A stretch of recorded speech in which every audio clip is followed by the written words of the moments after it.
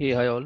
So today we'll be looking at a killer coda scenario to create config maps and then access those config maps in pods. So let's understand what is config maps. So we'll be using config maps for setting configuration data separately from our application code. So let's understand with the scenario, right? Say you have your application code and your application needs to persist the state of your application. So what we'll be doing is it will be referring to a DB, which is present on your local host, or maybe it's present on AWS RDS as a service or Azure SQL DB as a service. So we are not sure that which database we'll be using. So initially it will be localhost. So instead of hard coding our application reference to localhost, what we can do is we can create a configuration file, and this configuration file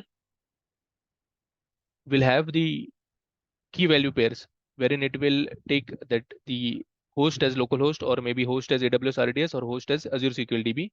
So instead of hard coding the DB values or any other configuration values, we'll be storing them in a separate configuration file. So this application can go and refer the configuration file and then decide whether it should refer a local host based DB or AWS RDS as a service or Azure SQL DB as a service, or for that matter, any other DB service.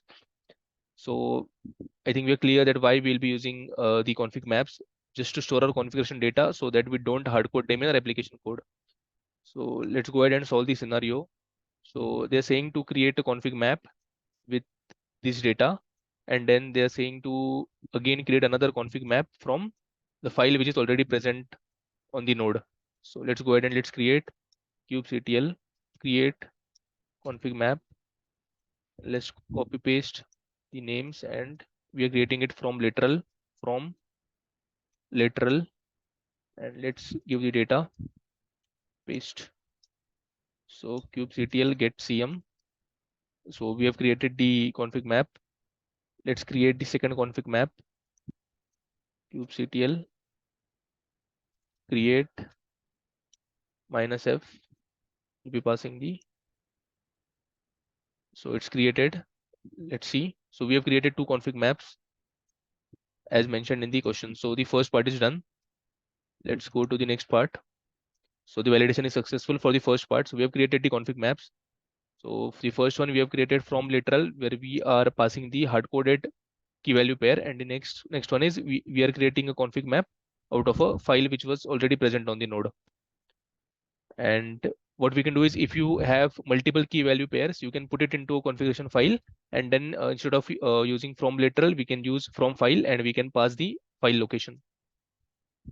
So now what they're saying is create a pod named pod1 of image nginx alpine, and then we need to make a key whose name is tree of config map available as variable tree1, and we also need to mount the second config map as volume under etc work.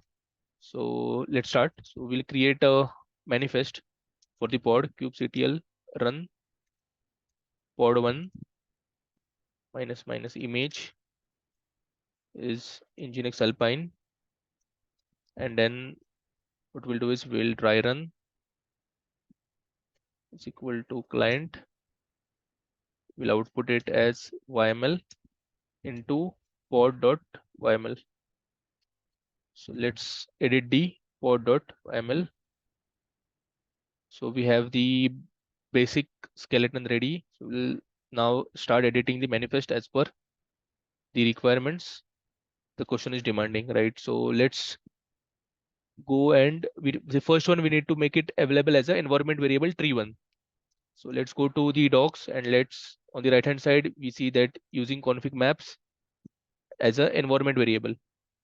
So let's copy the manifest. Let's paste. So now we need to change the name. We need to change it to tree1. So the name of the environment variable is tree1, and the name of the, we need to change the name of the config map as well. So we'll change the name of the config map, and then the key name from the config map. So that is tree. Then they are saying mount all keys as a volume mount, right? So then again we go to docs, and using config maps as files from pods, Then we create a volume. This is like volume and volume mounts. So we'll create a volume, paste. So we'll change the name of the config map and just copy paste from the question so that there is no typo. Make sure you validate all the spellings. Then again, we'll put it as a volume mount inside our container. So let's copy the volume mounts. Yeah, so it's done. So we have created a volume from a config map and then we have mounted it on our container. We just need to change the path. That is this one. So just copy paste the path as well. Yeah, and that's it. So the first part is we have created the pod. Name is pod1 and image is Nginx Alpine. Then for the next, we have created a config map as an environment variable. So tree1. So this part is done. And the third part was to mount the second config map as a volume. So we have created a volume from the config map and then we have mounted it inside the container at the specified path. So I think that's it. We are done. So let's go ahead and let's create the pod. Kubectl create -f pod dot yml kubectl get pods mesh the space. Okay, some yeah. So the pod is running. So now let's test. So kubectl exec pod1 -env. So we are able to see all the environment variables and we see that the key which we had created earlier as a config map. So this data is present and then we check for this path as well. So kubectl exec ls.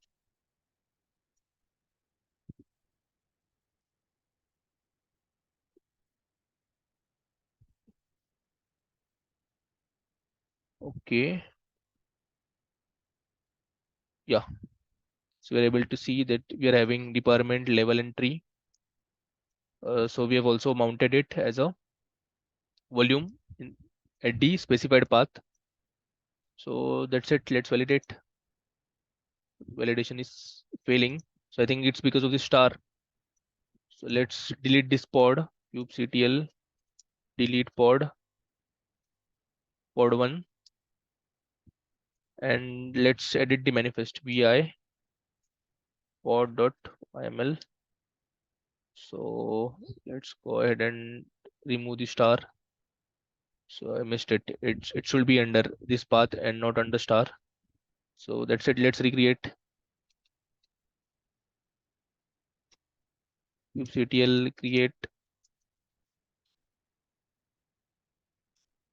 -f pod.yml kubectl get pods. Yeah, it's running. So now let's test this one. Copy, paste. Yeah, so we are having the data. Now let's validate and the validation is successful. So that's it. This is how we'll be using config maps to store the configuration data and not hard code it inside our application code. And then we can create it using literals or from files or directly from the manifest. And then we can, mount it as an environment variable or we can mount it as a volume at a specified path and then we can use it. So just have a good hold on the docs and use the right hand side to refer the documentation fast so that you can save on your time and get this type of questions tackled easily in your exams. So that's it. Thank you for watching.